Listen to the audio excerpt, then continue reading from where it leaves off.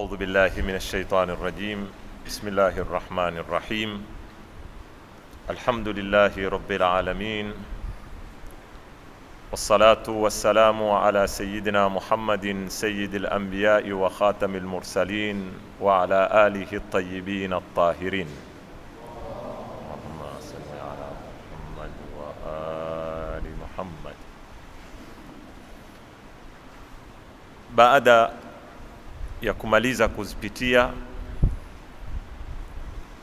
aya na baadhi ya riwayat zinazozungumzia masala ya kutubul a'mal,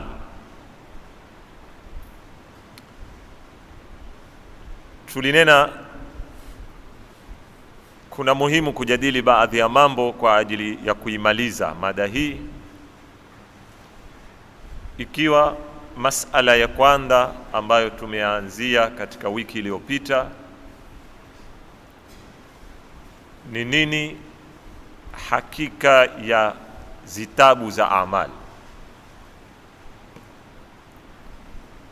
Tulizungumza kwamba jambo ambalo halina shaka kwa wanazuoni ni kuwa hizi kutubul a'mal bila ya shaka si aina ya zitabu au mabuku au makaratasi tunayoyafikiria na tunayoyayua nyinyi sisi hapa. Hilo halina shaka kwamba si sampuli hii, na kwa dalili ambazo nimezizungumza wiki iliyopita, wa ila nilinena kila mtu atahitajia kontena kadhaa ya zitabu, na masala ya kwamba vipi wengine wataelewa mujarradi wa kitabu chako kufunguliwa kulingana na aya wa idha suhufu nushirat, ni kwamba watu wote wataelewa yaliyoko ndani.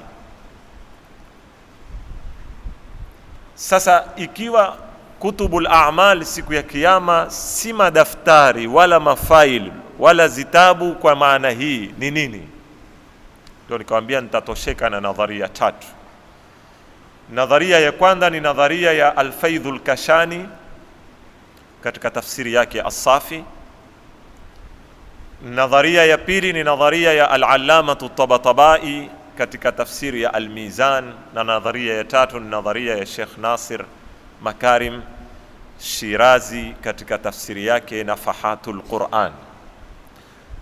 Nilieleza Al-Faidhul Kashani asemaje kwamba kitabul a'mal huwa kinaya an nafsi al-insan allati rasakhat fiha atharu a'mali, ni nafsi ya mwanadamu. Na nizungumza wiki iliyopita, sitaki kuyarudia kwa urefu, kwamba imethubutu katika maulama wetu wa ilmu nafsi al-akhlaqi kwamba matendo anayoyatenda mwanadamu yoyote, sawa sawa yawe ni mazuri ama ni maovu, huwa yaata athari fulani katika nafsi yake, huwa kuna intibaa ya athari fulani ambazo athari zile si rahisi kuondoka. Nadharia haina mjadala. Sasa kwa mujibu wa fikra hii, al-allama au al-Sheikh al-Faidh al-Kashani amefasiri kitabul a'mal cha kila mtu ni nafsi yake, zile athari zinazobaki, japokuwa kwa mato tulionayo hapa duniani hatuzioni, lakini siku ya kiyama mambo yatadhihiri vile yalivyo, na kila mtu ataona ye mwenyewe athari za amali zake, na kila mtu ataziona. Na tukanena nadharia kama hii, japokuwa yo wenyewe ni nadharia ya sawa kuhusu masala ya nafsi na athari za madhambi au taa, lakini dhahiri ya aya zinazozungumza kutubul a'mal haikubaliani na tafsiri hii. Al-Allamatu Tabatabai naye katika kuifasiri aya inenayo yauma tajidu kullu nafsin ma amilat muhdharra, akanena kwamba kutubul a'mal ni kitabu si nafsi. Tofauti ya Tabatabai na Kashani, Tabatabai akubali ni kitabu si nafsi ya mwanadamu, lakini si kitabu aina hiki ambacho twakielewa sisi. bali ni kitabu ambacho cha kusanya haqaiqul a'mal, sio khututun wa nuqushun lil a'mal.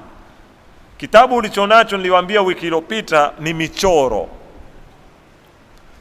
Unapodhibiti au unaposajili katika file au katika buku, wasajili maandishi yale yaeleza mambo yaliyotuka, lakini sio mambo yenyewe yako ndani ya kile kitabu. Sasa al-allamatu Tabatabai anena innal kitaba yatadhammanu nafsa al-a'mali bihaqa'iqiha, kitabu ndani kimekusanya amali zenyewe kwa hakika zake, duna rusumi al-makhtuta, sio michoro imezoandikwa ala haddi al-kutubi al-ma'muli biha fi ma bainana fi dunya, kama mfano wa zitabu tunazozitumia kati yetu katika dunia. La, fahiya nafsu a'malin, ni amali zenyewe, yutli'u Allahu al-insana 'alayha 'ayanan wala hujjata kal-'ayan. Vipi? Niliwaambia wiki iliyopita, kuifahamu fikra hii ya Tabatabai imebuniwa kwenye fikra nyingine ambayo insha Allah baada ya bahthi hii tutaingia, fikra ya tajassumul a'mal. Sitaki nitangulia. Nadharia hii ya Tabatabai pia ameizungumza Al-Alusi katika tafsiri yake ya Ruhul Maani, na ye ameizungumza kwa upanafu zaidi kuliko Tabatabai. Tabatabai ameifumba, lakini Al-Alusi baada ya kuizungumza nadharia hii kwa urefu na kwa kuipanua, mwisho akaatarifu yeye mwenyewe kwamba fikra kama hii la yansajimu ma'a dhahiri al-ayat, pia haioani, haikubaliani na dhahir ya aya zinazozungumzia masala ya kutubul a'mal. Zungumza kuna malaika wanaoandika, raqibun atid kama tulivyozungumza. Haya ni masala hayaji, kwa sababu ikiwa Mwenyezi Mungu ataeta nafsil a'mal, na nafsil a'mal mujarrad wa kuzifanya zahifadhika mahali, haingii masala kuwa kuna malaika wawili, mmoja huandika mema, mmoja huandika maovu na kadhalika. Ingawa baadhi ya mufassirina wamenena hakuna malaika kwa maana tunavyofikiria sisi, kama nilivyoeleza wiki iliyopita. Malaika wanaozungumzwa hapa ni zile an-nafsul mutmainna na an-nafsul lawama, zile nafsi tofauti za wanadamu ambao kila nafsi ina dauri yake. Wale ndio malaika ambao pia hizi ni tafsiri haziowani na aya. Tumaliza leo hizi, nimezirudia kwa ufupi, tuje katika nadharia ya Makarim Shirazi. Hizi nilizungumza wiki iliyopita, nimezipitia tu leo. Taban nadharia ya Makarim Shirazi yafanana na ya Faidhul Kashani na yafanana na ya Tabatabai. Kwa upande fulani utaiona yafanana na kule, na kwa upande fulani yafanana nao. Kwa hivyo ni muhimu tuwe watulivu sana kuweza kuzitofautisha nadharia kama hizi. Asema Makarim Shirazi, imethibitika katika akhlaq kama alivyozungumza Faidhul Kashani kwamba matendo ya mwanadamu anayoyatenda yawata athari katika nafsi yake. Hili ni jambo limethibitika, na ndio Faidhul Kashani akasema kwamba athari hizi zilioko kwenye nafsi ndio kutubul a'mal, lakini sizo. Pia Makarim Shirazi asema imethibitika kielimu leo, kwa kadri matendo ya mwanadamu yanavyoata athari katika nafsi yake, pia yawata athari katika ulimwengu wa nje ya nafsi yake.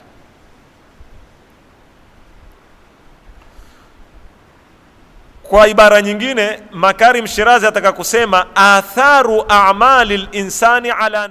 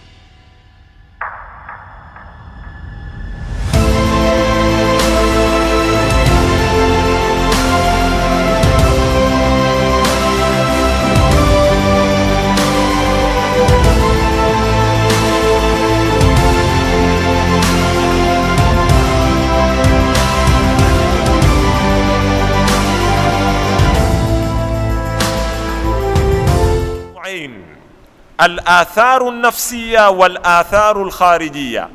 Athari za matendo ya mwanadamu ziko sampuli mbili.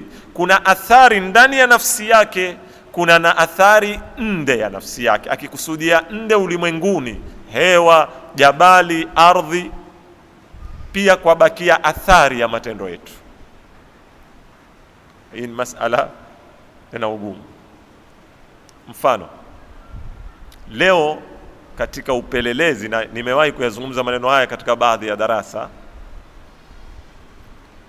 wataalamu wasema hii sauti hii tunaizungumza mimi na nyinyi na kabla yetu sisi na watakaokuja baada yetu sisi, hii sauti ikisha kutoka katika kinwa changu ikasikilia kwenye masikio yenu, yamalizika, menyama sasa hivi hakuna tena sauti. Huenda wapi sauti? Wamefuatilia, wamekwenda kuzipata, sauti hazisimami, zaendelea na ziko katika hewa, zile irtijajat hawaia. Kwa sababu leo mwanadamu anapozungumza, ile amalia paka ya kutoka sauti, kuna amalia aina fulani inautendeka katika koo yake na ulimi na kinwa chake, kisha ikitoka kuna amalia fulani yatendeka katika hii hewa. Kuna mawimbi aina fulani yanayopatikana na irtijajat, na sikio limetengenezwa aina fulani ikaipokea sauti ile, kisha ikaisha. Lakini wamegundua sauti zote ziko, na tayari wako kwenye utafiti ya kutafuta chombo ambacho kitaweza kuzishika zile sauti. Na si tu kuzishika, kwa sababu ni mamilioni ya sauti ya kutoka, au mabilioni. Kisha baadaye wako katika vipi wataweza kuzikagua zile sauti, kuzitenganisha, sababu zimeingiana. Baadhi ya waandishi anena, lau uchunguzi huu utafanikiwa, itafika wakati wataweza kuipata paka sauti ya Mtume Muhammad sallallahu alaihi wa alihi wasallam, wataishika na watairegesha isikiwe tena. Toban, masala kama haya tukizungumza, unaona yale mato namna yanaangaliao ni kana mambo ambayo ni mustaghrab, lakini musione ajabu.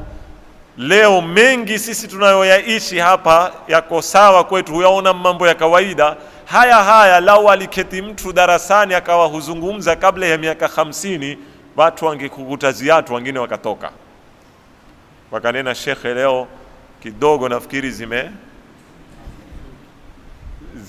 zile skuru zimeanza kidogo kufanya nini, kuregea. Tasawwar tu leo wewe, rudi kabla ya miaka 50, jaribu kumfahamisha mtu kwamba kuna kidude kama hiki hapa, waweza kuoketizia hapa na mwingine uko Amerika wazungumza naye, hakuna waya. Angefahamu vipi mtu ule ambao kwamba hajaona mambo kama haya, mambo kama moja.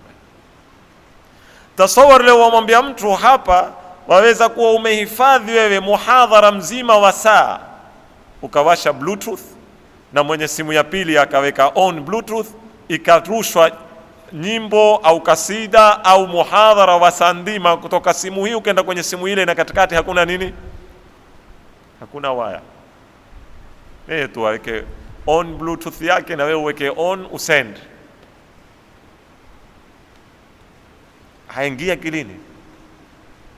Sisi yote yaona yatendeka mbe ya mato yetu, na tunaona jambo la kawaida, lakini wala simama, hufanyika nini hapa, ni hutoka nini hapa kaingia hapa. Nataka ufahamu ile ni nyimbo au picha.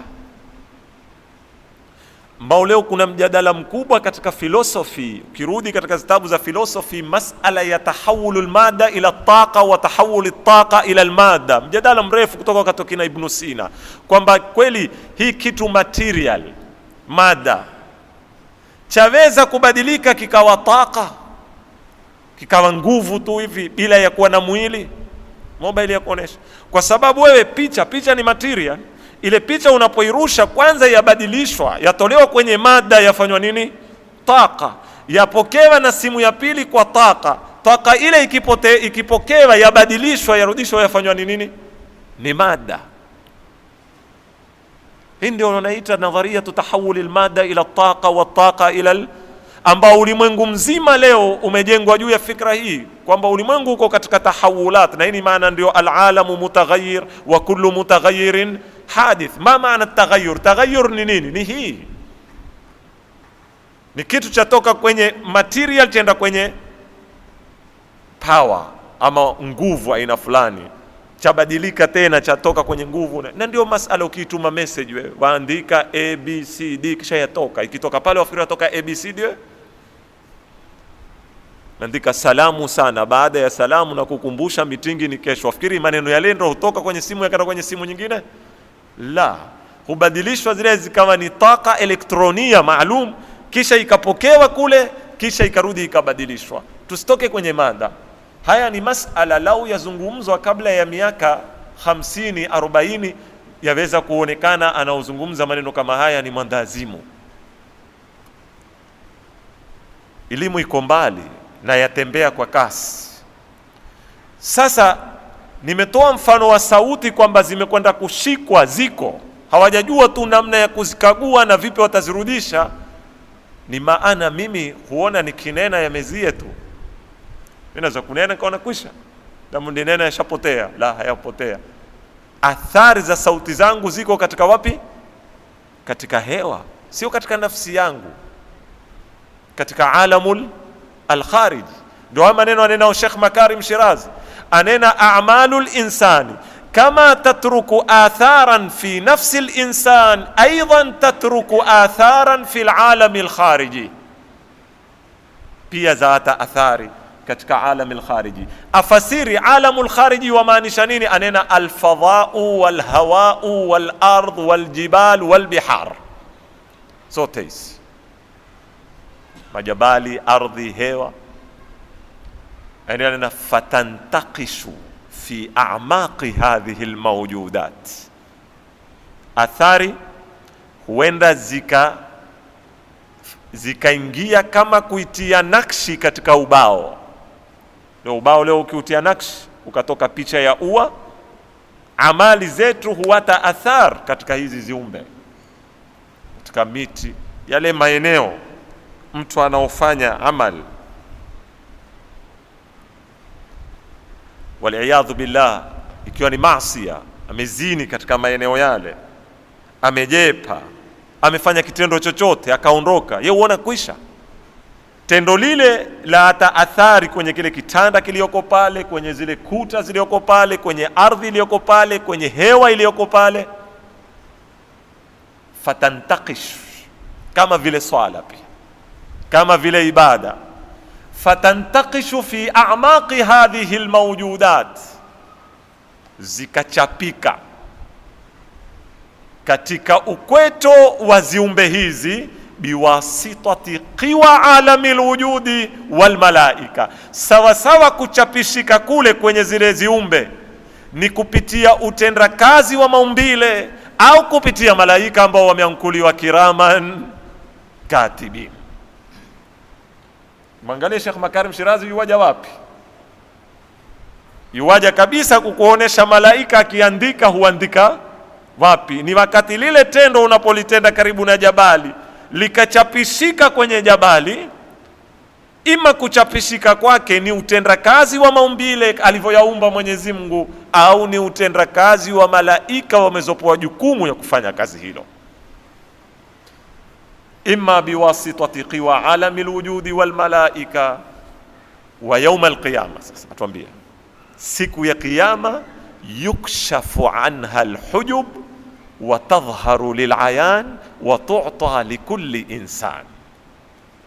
Zile athari zilochapishika katika maumbile siku ya kiyama hufunguliwa zile pazia ambazo zatufanya katika ulimwengu huku hatuwezi kuuona. Ndio atuambia yukshafu anha alhujub wa tadhharu lilayan, na zikadhihiri wazi wazi kwa macho, wa tu'ta likulli insan. Sasa imma biyaminihi au bishimali, kila mwanadamu akapo. Asema sitaki kufananisha, lakini niwape mfano wa kuikaribisha hii fikra katika ni fikra zenu. Leo wataalamu wa archaeology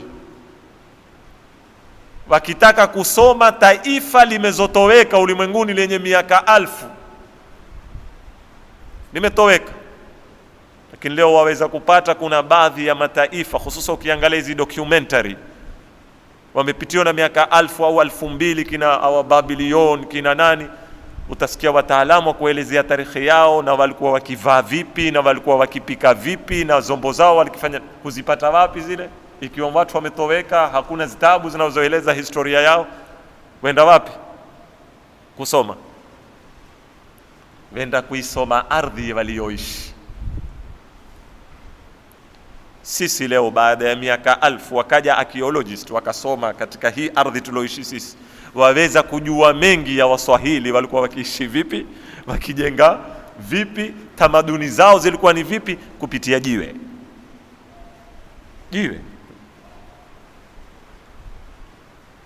Keti na jiwe akalisoma, kukafukuliwa ndani ya ardhi, akipata kitu chochote ulichokitumia akikitia katika zifaya kikachunguzwa, akakwambia hiki kina umri gani. Mfupa ukipatikana za kuambia mfupa hunu una umri gani. Hii ni sampuli Sheikh Makarim Shirazi asema ya athar anazoziwata mwanadamu katika alamul khariji, akapotea baada ya miaka 1000, akaja mtaalamu, hatuzungumzi Mungu, akaja mtaalamu ule alotuambia Mwenyezi Mungu, wama utitum min alilmi illa qalila, akafanya uchunguzi, akafukua, akasoma mtanga, akasoma majiwe, akasoma miti iliyoko karibu na pale na zombo, na akaweza kutengeneza tarikh. Akasema watu hawa walikuwa ni sampuli hizi kupitia athari zile. Nini zilizobongoza? Ni al-athar fil jibal wa fi sukhur wa fil ashjar, sawa katika majabali, katika majiwe, katika miti. Hii ndio nadharia anayoizungumza Sheikh Makarim Shirazi.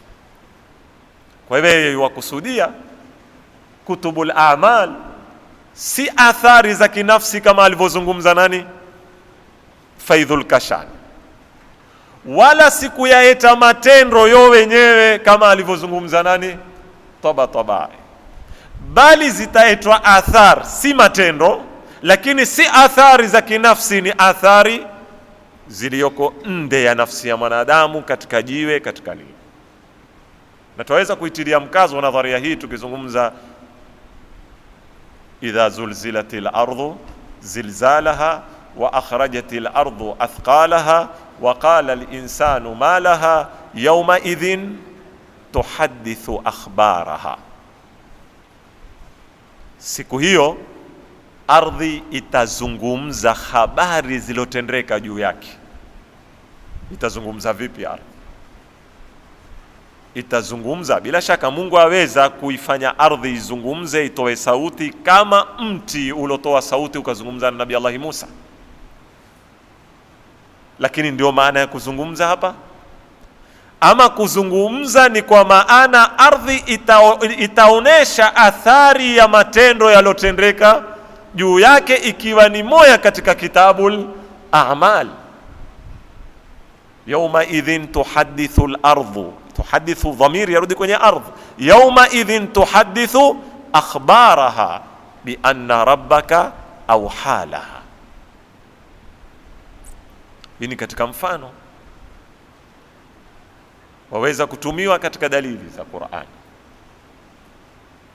Lakini baada ya yote haya, baada ya kuisikia nadharia ya Al-Faidh Al-Kashani na nadharia ya Al-Allama At-Tabatabai na nadharia ya Makarim Shirazi, na Makarim Shirazi baada ya kueleza nadharia yake afunga bahath kwa maneno haya yafuatia.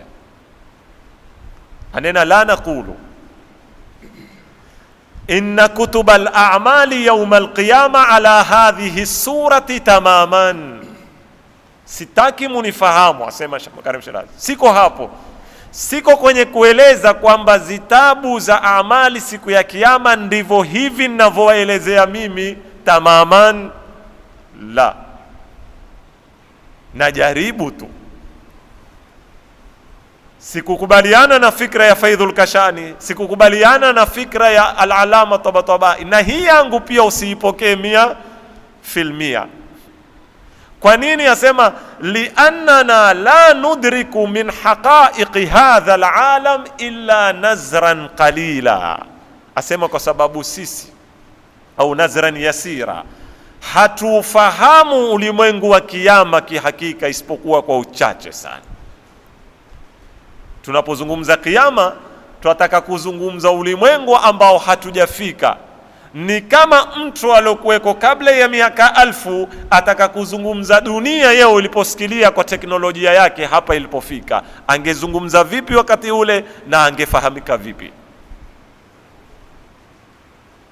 Sema siko hapo. Kwa hivyo ala ayati hal, arudi asema kivovote itakavyokuwa, fakutubul a'mal, masala ya madaftari na mafaili ya amali siku ya kiyama, waradat fil Qur'an, hayana shaka yameelezwa katika Qur'an, wa riwayat, na katika hadithi, fayajibu al-imanu biha, wajibu wetu ni lazima tuyaamini masala, hayana shaka.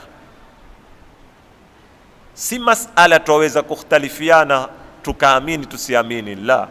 Aya nyingi sana katika Qur'an zazungumza wazi wazi kwamba kuna kutubul a'mal, riwaya tele zazungumza kuna nini, kutubul a'mal. Wajibu wetu wa kwanza kama Waislamu ni al-imanu biha, lazima tuamini, wa in lam nudrik haqiqataha wa muhtawaha bishaklin tafsili, hata kama hatuwezi kuelewa hakika yake na madhumuni yake kwa fikra za upambanufu zaidi, hata kama inatubidi tunene qalu sami'na wa ata'na. Na si aibu kuliamini jambo baada ya dalili kwamba liko, hata kama hulielewi liko vipi. Hapa duniani tuna mambo mingi sisi twayaamini yako, lakini hatuyaelewi yako vipi, na hakuna atakayekusubutu kunena hakuna. Sote tuamini kuna kitu wa mkuli wa akili, sote tuamini, lakini yoyote sasa hivi akiambiwa aieleze akili iko vipi, hawezi kuieleza. Twaona athari tu zake, twaiona ikiweko huwa hali gani na ikitoweko huwa hali gani, basi. Lakini iko vipi? Sote tuamini kuna ruhu, na ndipo tukasema huyu uko hai, una maisha, yani kuna hayat, na huyu amekufa. Na mtu afapo sio tukana amekufa, amepungua nini? Mwili si ule ule, kila kitu chake kiko tamamu. Mkateni ndani mwangalie, ametolewa nini? Ametolewa moyo umo. Ni nini kilichoondoka pale? Ni nini kilichokuwako kabla ya pale? Je, kuna mtu aielewa ruhu iko vipi?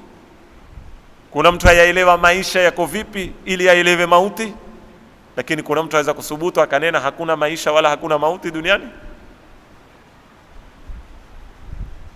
Kwa hivyo si lazima katika kuamini mambo yawe yataeleweka 100%, la. Na huu ndio ulimwengu wa akhira. Mengi tutayaamini kwa sababu Qur'ani imetuambia yako na yawezekana, lakini yako vipi, twaweza kufikia, twaweza tusifikie. Hii ni nukta ya kwanza ambayo nimependa kuifunga leo. Kwa hivyo haqiqatul kutub, zitabu za maandishi siku ya kiyama zikoje? Rai za wanazuoni ni hizi, nimeeleza kama 3, na inaonekana kuna mjadala mkubwa kwa wanazuoni katika kuieleza kitabu la amal ni kitu aina gani, lakini zote ni fikra za wanadamu waliosoma Qur'ani na hadithi wakajaribu kutaka kufika pale anapokusudia Mwenyezi Mungu. Wamefika, ahlan wa sahlan. Hawakufika, hakuja na tatizo. Kutubul a'mali ziko siku ya kiyama. Nukta ya pili. Nukta ya kwanza tuliuliza suala, ma hiya haqiqatu kutubil a'mal. Nukta ya pili tuuliza, ma hiya falsafatu kutubil a'mal. Falsafa, hikma ya mkue, lengo, faida ya kuweko madaftari nini, hususa ikiwa sisi tunamzungumza Mwenyezi Mungu Subhanahu wa Ta'ala ambaye ni alimun mutlaq, ni qadirun mutlaq, bal ni muhitun bikulli shay'in ilma. Mwenyezi Mungu ambao ana upeo wa uwezo, ana upeo wa elimu, bali amezunguka kila kitu elimu yake. Ana haja gani? Isipite katika khatiri yetu fikra hii, isipite katika khatiri yetu kwamba Mwenyezi Mungu kuweka waandishi na mabuku kwa tafsiri yoyote itakayokufasiriwa ya waandishi na wa mabuku ni kama anavyoweka mwanadamu kwa ajili ya kuhifadhi na kutosahau, kama wanavyotuambia makutiba qarra wa ma hufidha farra, kinachoandikwa chatulia na kinachohifadhiwa chapotea. Ndipo pale wewe leo ukiwa na duka ukaika buku, nimemkopesha fulani fulani mwezi fulani tarehe fulani ametukua kitu fulani, ndipo pale unapoweka rasiti, ndipo pale pale mpaka mwisho. Ukitaamali falsafa iliyoko nyuma ya mafaili mingi tunayoweka sisi na mabuku mingi tunaoandika, falsafa iliyoko nyuma yake ni ajz. Fupisha, sababu zote zarudi kwenye ajz, upungufu, naqs. Ima ni kwa sababu si nikasahau, sahau ni naqs, au ni kwa sababu asiyekaniruka, au mpaka mwisho zihitaje sababu zote zinazokufanya wewe uandike, utazipata waraahu naqs. Na Mwenyezi Mungu Subhanahu wa Ta'ala ni munazzah, hawezi kuwa na naqsi kama hizi. Hana haja ya zitabu kukwambia wewe ulifanya kitu fulani siku fulani, wewe ulifanya kitu fulani siku fulani, kwa mpaka afungue buku. Wamekwenda, ya Allah sasa ni hisabu yangu, ombe ngoja fungue buku, uliswali swala ngapi, la wali'iyadhu billah. Sasa ni nini falsafa yake ikiwa hahitaji haya Mungu? Kwa nini aweke zitabu? Ukizisoma hizi aya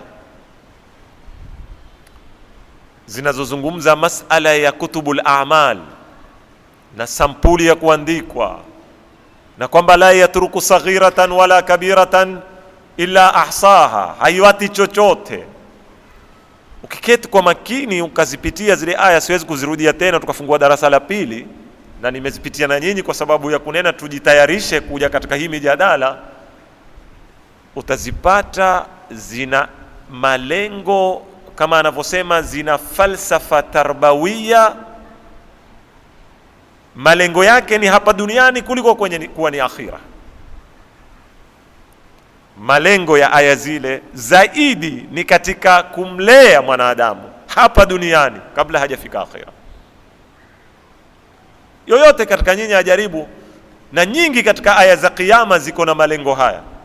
Wala Mwenyezi Mungu alikuwa hana ulazima wa kutuelezea sisi kwa tafsili, kuna pepo, kuna na mito mingapi, na mto mmoja mvanini, kuna na mabustani, kuna mengine magodoro yake hutandikwa kwa hariri, kuna mengine sijui ni zuburjud, zingine sijui nini. Alikuwa hana haja ya kueleza maneno yote haya. Alikuwa atuambie kuna pepo na moto, atakayekupata motoni, atakayekukosa atakayekupata peponi, atakayekukosa motoni. Wanta aya moja utosha kubaini maneno haya.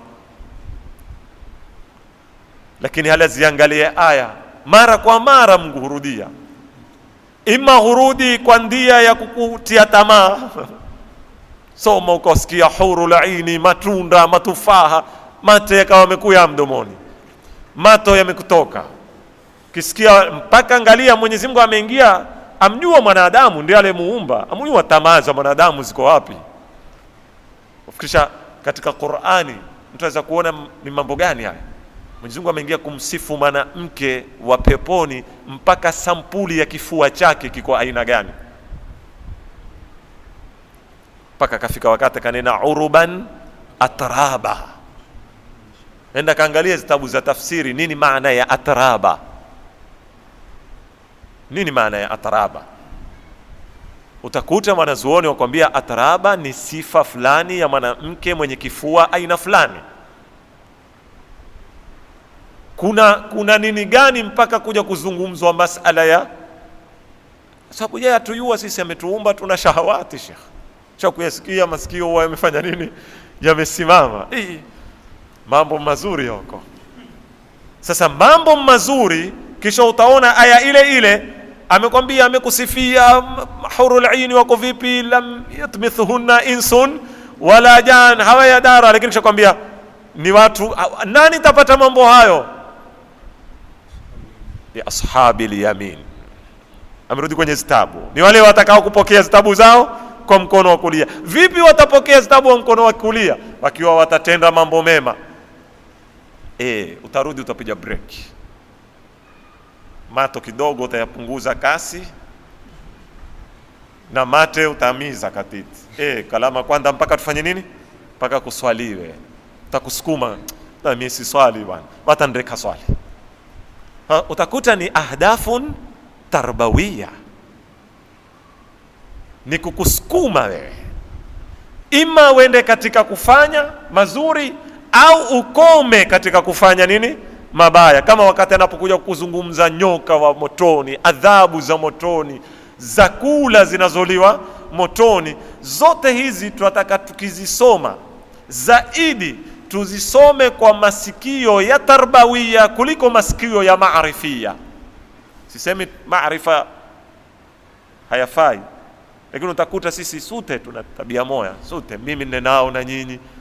Mara nyingi tukiingia katika kusoma aya hii twaenda deep zaidi katika upande wa maarifa, yani kutaka kujua zaidi. Takuwaje sirati? Tapita vipi sirati? Watu wote watapita vipi? Maswali haya watauliza. Lakini atuulizi, mimi nitakwenda wapi? Mimi nafasi yangu ni ipi? Hii kwa sababu swali hili halitaki kumuuliza mwenzako, ili ujiulize mwenyewe. Ambapo ukijiuliza maswali haya ndipo kunapokuja sasa masala ya tarbiyatun nafs. Ndipo hapa Sheikh Makarim Shirazi anapotuambia kwamba malengo makubwa au falsafa kubwa ya daraja ya kwanza ni kwamba Mwenyezi Mungu Subhanahu wa Ta'ala ittakhadha jamia al-ma'arif, haya mambo tunayoyasoma, wasilatan litahdhibi nufusi wa takamuli al-arwahi wa tanmiyati makarimi al-akhlaqi wa taqwiyati jihazi taqwa. Kwanza ni chombo cha kuzitengeza nafsi zetu, kukamilisha ruhu zetu, kuboresha maadili mema na kukipa nguvu chombo muhimu kinachoitwa takwa.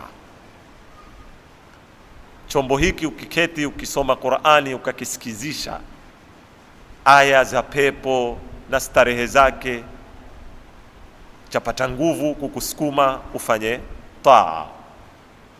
Ukikisikizisha aya za moto, aya za adhabu na mambo yaliyoko ndani ya moto wa Jahannam, wakipa nguvu kikuziwie kwenda kufanya katika maasi. Kwa hivyo ni masala ya tarbia, na ni masala yataka mtu asizikimbie aya zile. Kwa pale nilipozungumza katika darasa za nyuma, wakati nilipozungumza maut, kwa nini dhikrul maut ikatajwa sana, watu saa zote wawe na dhikrul maut? Sababu tarbia, kisahau mauti ni hatari, wajisahau. Kwa hivyo saa zote ukijikumbusha kwa kusoma aya za Jahannam na adhabu zilioko nazo, ndio zatupeka masala kama haya. Kwa hivyo ndugu zangu, falsafa ya kutubul a'mal kwa daraja ya kwanza ina athar, inalenga malezi ya hapa duniani kutulea sisi zaidi kuliko kuwa Mwenyezi Mungu ataka kudhibiti mambo asiye akayasahau, au kwa sababu nyingine ambazo zote zaweza kuwa na upungufu. Nukta ya tatu. Ni nukta ya tatu, sitaki kuirefusha kwa sababu tumeipitia katika aya, najaribu kuzifupisha tu sasa na kuzikusanya. Tumefahamu katika aya tulipokuwa tunazisoma kwamba zitabu ziko aina ngapi? 3. Kutubul a'mali siku ya kiyama ni aina 3.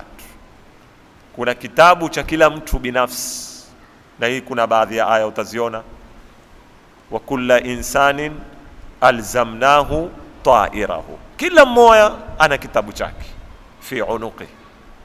Iqra kitabaka, Mungu akwambia chako wewe, iqra kitabaka kafa bi nafsika alyawma alayka shahida, kitabu chako hasiba, afwan. Kwa hivyo kitabu cha kwanza tunaweza kuita kitabu kulli insan, kila mmoja ana kitabu chake. Aina ya pili tukasema kuna kitabul umma, kila taifa lina kitabu chake. Taban Qur'ani ina mizani zake za kugawanya mataifa. Qur'ani yaangalia umma kwa mtume, kila mtume ana umma wake. Sisi tunaweza kuwa huangalia rangi, huangalia kabila, huangalia lugha. La, Qur'ani yaangalia sheria. Kwa hivyo kullu ummatin, katika aya tuambia tud'a ila kitabiha, kila umma utaitwa kwenye kitabu chake. Hii kitabu cha aina ya 3, ya pili. Kisha aina ya 3 kuna kile kitabu tulilokiita kitabu alkitabul imam, kama kwenye suratu Yasin, wa kulla shay'in ahsaynahu fi imamin mubin. Na tukasema imamu ndio kile ummul kitab, wa indahu ummul kitab. Hii ndio ile tasjili ya kimsingi ambayo ndani kuna yote ya mataifa, ya kila mtu, ya kila aina. Hivyo hizi tulizipata zitabu 3. Bali tunaweza kunena pia kuna na sampuli ya 4. Kuna kitabu kama mwakumbuka tumekisoma katika aya tulizozipitia, hakiingii katika hizi zifungu 3, kitabul fujari na kitabul abrari. Kalla inna kitabal abrari la fi illiyin, sio? Wa inna kitabal fujari la fi sijjin. Sasa kitabul abrari, kitabu cha watu wema peke yao, utakitia kwenye fuo gani katika hizi 3? Kitabu cha kila mtu hakiingii. Kitabu cha umma, la, kitabu cha umma kitakusanya waovu na wema katika umma ule. Hiki kitatuambia ni kitabu cha watu wema wa kutoka Adam mpaka mwisho wa ulimwengu, na kitabu cha waovu peke yao kutoka Adam mpaka mwisho wa ulimwengu. Sasa hiki hakiingii katika kitabul umam wala hakiingii katika ummul kitab. Kwa hivyo yaonekana kuna na kitabu aina ya 4 ambacho kitakuwa chenda kwa msingi wa wema na waovu. Wema wote watakuwa na kitabu chao na waovu wote watakuwa na kitabu chao. 4. Nukta ya 4 kumalizia, tupata katika hizi aya tukizisoma zote sifa zifuatazo, kwamba kitabu cha amal ni kitabu ambacho kwamba cha kusanya matendo yote yamezotondeka katika umri wa mwanadamu na hakiwati chochote, la yughadiru saghiratan wala kabiratan illa ahsa. Hii ni hususia ya kwanza ya kitabu. Ukitaka kuifupisha, kitabu hiki cha kusanya matendo ya mtu yote katika umri wake, hayawati kitu. Pili, kitabu hiki kitakuwa kiko wazi kwa kiasi hakuna nafasi ya kushuku licha kukanusha yaliyomo ndani. Kitakuwa na sampuli, kila mtu akikishika kuyatizama yaliyoko ndani ni kama aona hivi yale mambo alivyoyafanya, kwa kiasi hawezi kusubutu kutia shaka ndiyo ama sio licha kukanusha. La takbalu tashkika wala linkar. 3, tupata kwamba kuna malaika wawili wanaoandika zitabu hizi, raqibun atid.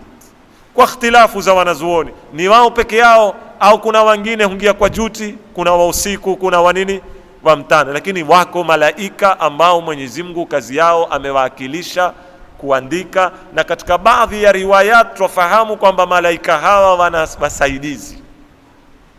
Baadhi ya riwayat zatuonesha kwamba hawa malaika wana wasaidizi.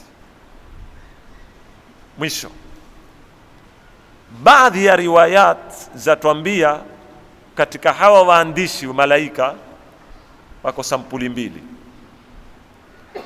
Kuna wale ambao kazi yao ni kuandika siku zote, raqibun atid. Hawa wakufuata kila mmoja katika sisi chochote ufanyacho, hawatagui amali, hii tutaiandika, hii hatuiandiki, hawana siku. Lakini katika baadhi ya riwaya tunaona kuna malaika wengine special, hawa Mwenyezi Mungu amewakilisha kuandika matendo aina fulani peke yake, au amewakilisha kuandika matendo ya siku fulani peke yake, ima matendo aina fulani au ya siku aina fulani. Mfano utakuta katika baadhi ya riwayat Lailatul Qadri mathalan, haraka ya malaika inayokuweko katika Lailatul Qadri si ya kawaida kama ya siku nyingine. Ndio Mwenyezi Mungu akatuambia tanazzalul malaikatu waruhu fiha biidhni rabbihim min kulli amrin salamun hiya hatta matla'il fajr. Hawa ni katika sampuli wahusika malaika wa Lailatul Qadri tu na kuandika amali za Lailatul Qadri. Na nini? Ni kwa sababu Mwenyezi Mungu ataka kuonesha siku hii ina khususia, ina umuhimu aina yake peke yake. Tusikizeni pamoja hadithi anayoipokea Muslim katika sahihi yake. Ampokea Bwana Mtume sallallahu alayhi wa alihi wasallam anena, idha kana yaumul jumaa. Hii hadithi nitaka tuisikize kwa masikio mawili ya maarifa na ya tarbia. Kwanza tuengeze maarifa yetu kwamba kuna malaika zaidi ya raqibu na atid, kisha kama kuna makosa tujirakibishe katika maisha yetu. Sikilizeni maneno muhimu sana. Idha kana yaumul jumaa, ikiingia siku ya Juma, na leo ilikuwa siku ya Juma, Mwenyezi Mungu hutoa malaika maalumu wakasimama katika kila mlango wa msikiti uswaliwao Juma. Hawa sio raqibun na atid. Kana ala kulli babin min abwabil masjid malaika. Hawa kazi yao nini? Yaktubuna, waandika al-awwal fal-awwal, amezongia mbele msikitini. Juma kukipambauka alfajiri, wao huwa tayari wamesimama milangoni mwa misikiti. Tamani wakusudia misikiti hapa ni misikiti iswaliwao Juma. Kazi yao wao ni nani atakayekuya mapema, wa kwanza nani, wa pili nani, wa tatu nani, wa nne ndio al-awwal fal-awwal. Fa idha jalasa al-imam, imamu akiketi juu ya mimbar, tawau suhuf, hufunga faili zao. Fa idha jalasa al-imam, imamu akiketi kwenye mimbar, yani akipanda mimbar akanena assalamu alaikum, sasa huanda khutba, hawa huondoka wote milangoni wakafunga mafaili yao, time ya kazi imekwisha.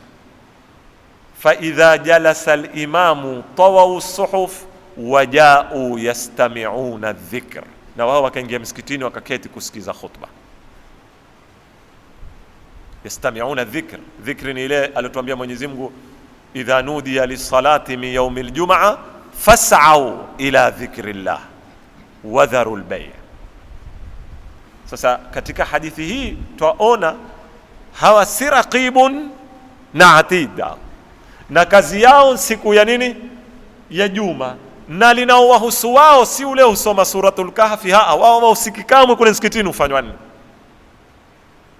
si ule ushishie tasbihi uwe tauradi, si ule ufanya la, wao wataka tu kujua aingi yao mapema msikitini ni nani, ambao hadithi kama hizi twazihitaji siku hizi za leo, za kuwa twaketi mabarazani mpaka tukisikia khutba imeanda ama ya pili imeze kuanda, hiyo ya pili ukalisikia kopo huruka chooni. Sasa watu hukimbilia kuwahi na hiyo rakaa ya kwanza wasiikose. Mpaka hapa natumai nimeweza kwa kiasi fulani kuzungumza. Tulikuwa tuko kwenye nukta ya kutubul a'mal, na tutaifunga insha Allah, tukitarajia katika juma litakalokuja tutafungua bahthi mpya. Tutaangalia imani masala ya mashahidi siku ya kiyama au sirat itakao kufuatia baada ya hii. Lakini mwisho napenda kuhatimisha mada hii na dua ambayo pia ina mafundisho, dua ya al-Imam Zainul Abidin alayhi salam katika as-sahifatu as-sajjadiyya, anena Allahumma yassir ala al-kirami al-katibina mu'natana, e Mola wasahilishie. Angalia Imam Zainul Abidin anavyotufundisha, ameidhihirisha kwenye dua, huwaombea malaika, na malaika hawataki kuombewa, tunafaa kuombewa nani? Ni sisi. Lakini yeye awaombea malaika akinena, ewe Mola wasahilishie hawa waandishi na shida zetu. Yani arudi kwamba matatizo yetu sisi, si wao, na wakuombewa dua nani? Ni shida zetu. Allahumma yassir ala alkirami alkatibina mu'natana, mzigo wetu, wamla lana min hasanatina sahaifana, na uzijaze zile kurasa zetu na mambo mema, wala tukhzina indahum, wala usitujereshe kwa hawa malaika, sababu waona kila tulifanyalo bisui a'malina, kwa amali zetu mbaya. Fasalli ala Muhammadin wa alihi waj'al khitama ma tuhsa alaina katabatu a'malina au ma tuhsi alaina katabatu a'malina taubatan maqbula, na ujalie ikiwa tumeshindwa kujitenga na maovu, angalau liwe la mwisho katika kuandika katika zitabu zao ni toba ambayo yenye kukubaliwa, itakao kuweza kufuta yale maovu walioyaandika. Na Mwenyezi Mungu atatujalia min alladhina yastami'una alqawla fayattabi'una ahsana. Wassalamu alaykum wa rahmatullahi ta'ala wa barakatuh.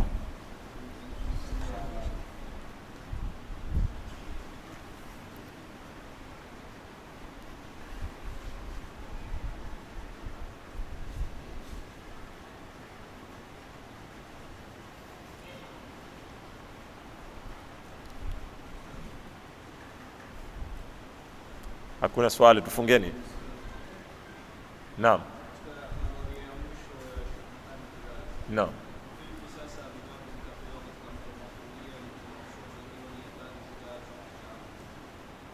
La, kulingana na Sheikh Makarim Shirazi, taban swala yauliza kulingana na nadharia ya tatu ya Sheikh ya Makarim Shirazi, vipi mtu atakabidhiwa na ikiwa ni athari ziko katika ulimwengu.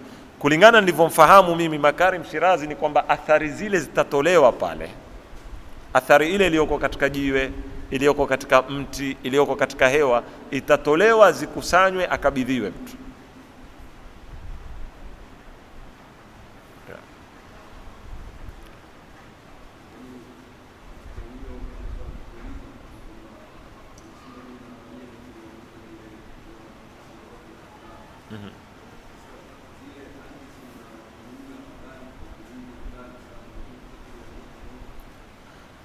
Taban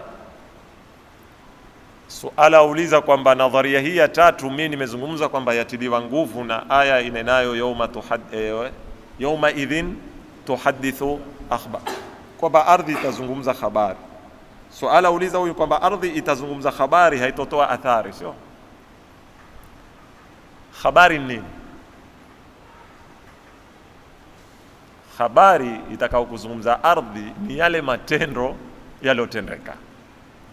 Sasa ardhi katika kueleza matendo yaliyotendeka, ima yaweza kuwa yaeleza kiulimi, sijakataa hiyo, nimenena Mungu aweza kuitamsha ardhi, au yaeleza kiathari, kwa sababu kama ulimi unavyozungumza ukaeleza yaliyopita, nakshi pia katika kitabu cha kueleza wewe historia ya waliopita. Kwa hivyo yaweza kuwa kuzungumza ardhi si maana ya kuzungumza kwa sauti, ni maana ya kuzungumza kwa athari, zikaeleza habari zilizopita nyuma. Haijawa ugumu kuingiza hiyo nadhari.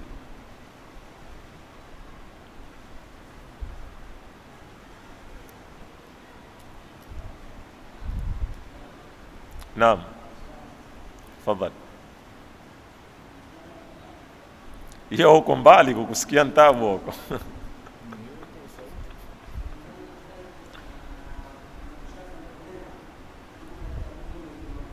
Ha?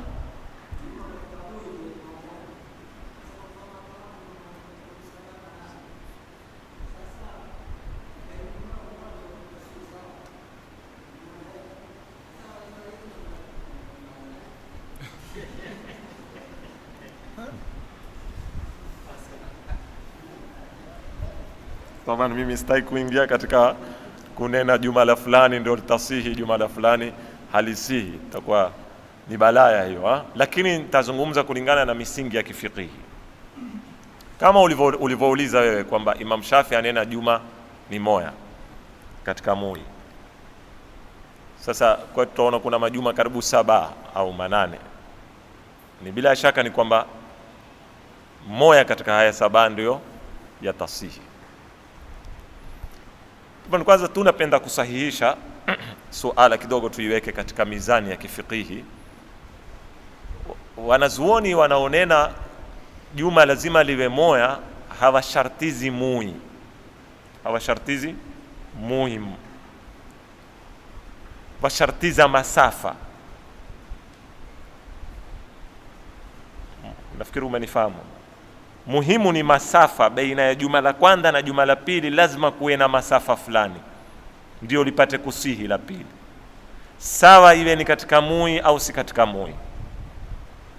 Kwa hivyo mfano leo kama Mombasa yaweza kuwa kuna majuma hata 20 na majuma yote yako sawa, hususa ikiwa tutazingatia mfano juma moja liko Kisauni, sababu hapa juma lingine liko Bondeni, mfano juma lingine mimi sijui Mombasa namna kuigawanya. Yani almuhimu iwe kutoka juma mpaka juma kuna farsakh, kuna meli fulani wao wamezitaja kwa ikhtilafu za madhhabi. Hata kwa Mashia pia haisihi juma moja katika masafa fulani ya ukaribu pamoja.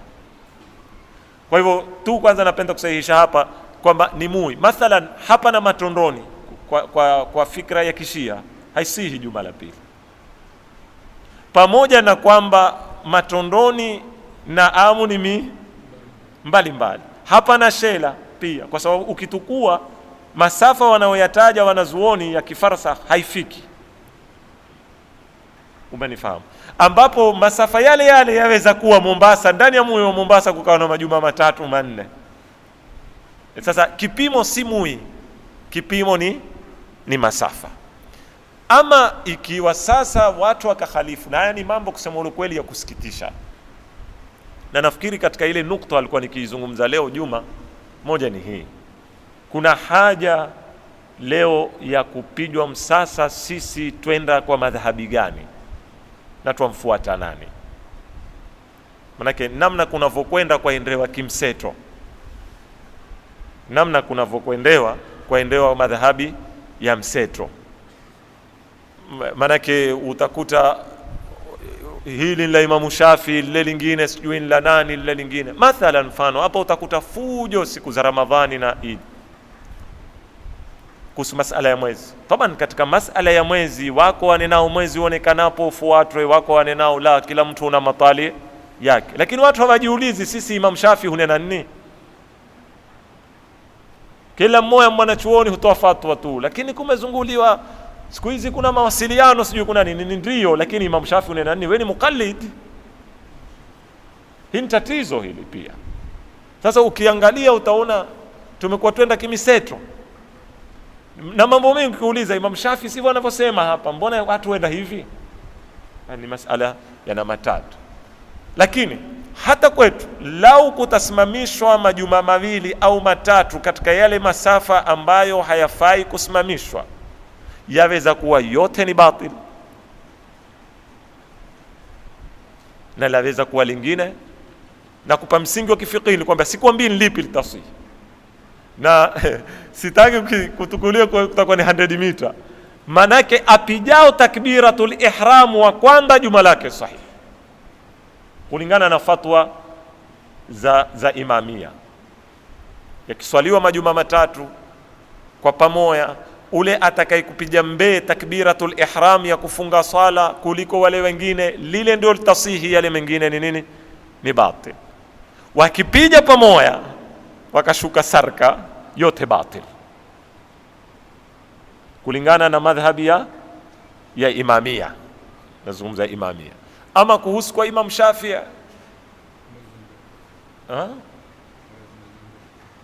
ni ataka kumaliza mbele siyui wallahi, lakini Sheikh Omar anamwambia nataka kuambia nitafanya muraja, lakini Sheikh Omar anambia ni amali za ombe, amali za ombe sio anda ombe. Kwetu sisi ni anda ombe. Ukipiga takbiratul ihram kisha inshallah soma suratul Baqara ile raka ya kwanza, na raka ya pili soma suratu Ali Imran, nenda na wao mpaka 8. Almuhimu umepiga takbiratul ihram mbe, ili ndio juma sahihi, hata wao wakamaliza mbe. Lakini Sheikh Omar anavyoniambia ni kwamba kwa Imam Shafi ni amali za mbe, apiga salamu mbe. Ndio nikakwambia zitu hizi kizungumza kutaanda 100 mita. Suala tu ni kwamba waqian tunahitaji kufanya muraja katika baadhi ya mumarasat zinazotekelezwa zenda kinyume na fatwa za kifikihi tunavyoziamini, hufanywa na hungia mizozo. Wajua mambo yetu mingi huenda kwa mizozo, hungia mizozo, na kukingia mizozo madhahabi huwekwa kando. Kuongea mizozo kumetetwa, kutagawanywa misikiti, ufunguliwa juma la pili, na ule wa pili kukitetwa kutatoka zinyunya na zitukuu na zitukutuku mpaka kutamalizika. Ini min al-asaf. Mimi nakumbuka nilipokuwa kwa Lubnani mwaka wa 96, na hapa yataka ulama wenye takwa kuongoza mambo kama haya, na lawama kubwa mimi siipeki kwa awami, lawama naipeka kwa mashekhe. Sisi mashekhe ndio tuna matatizo katika mambo haya, sababu sisi tuyayua mambo haya. Nilipokuwa Libnani mwaka wa 96 Beirut, ilikuwa hakuna msikiti mkubwa unaoswaliwa juma kwa mashia, sizungumzi masuni, kwa sababu kitarikhi Libnani mashia hawakuweko Beirut. Mashia walikuwa kwa upande wa janub. Baada ya Israeli kuingia kule Libnani upande wa janub, walikimbia vingi, kukimbia kutoka 80s, wakateremka katika mitaa ya pambizoni ya Beirut kama refugees, mpaka mwisho wakaasisi ikawa ni mitaa. Ndio ukakwambia, kwa sababu ndio utakuta halikuwa hakuna misikiti ya kuswaliwa juma, kwa sababu watu walikuwa wakionekana kama mapita ndia. Kukawa kuna ulamai wakubwa wawili, wote ni mujtahidin, wote wamekufa sawa, Mungu awarahamu.